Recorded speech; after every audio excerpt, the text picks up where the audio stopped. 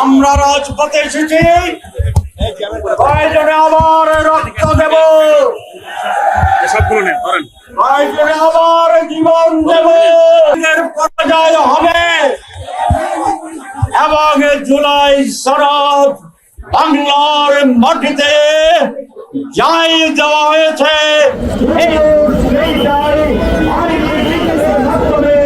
এই দেশের সংবিধানে অন্তর্ভুক্ত হবে ইনশাআল্লাহ। আপনারা চালাকি শুরু করেছেন, সেটা হচ্ছে কথা বলবো, সেই বলবো, এই বলবো করতে করতে নির্বাচনের সময় ফেব্রুয়ারির কাছাকাছি চলে আসছেন। আপনাদের জালে কি আমরা বুঝি?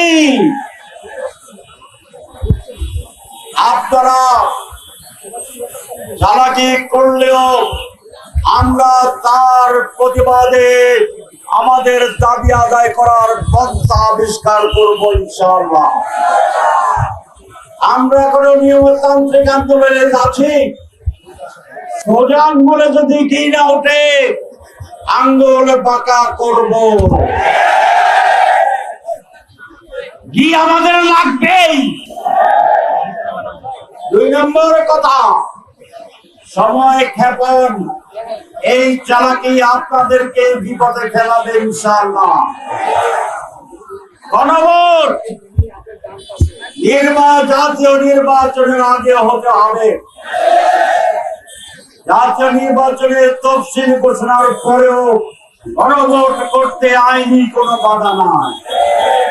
সুতরাং সময় আছে। আরো 15 দিন ক্ষেপণ করবেন, সময় থাকবে। আরো 15 দিন ক্ষেপণ করবেন, সময় থাকবে। আরো ক্ষেপণ করবেন, সময় নতুন ভাবে বের হবে। যা বুঝাতে চাই বুঝে নিন। এই জন্য নো হাঙ্কি পাঙ্কি, সোজা সোজা গণভোট আগে দেন, অসুবিধা কি?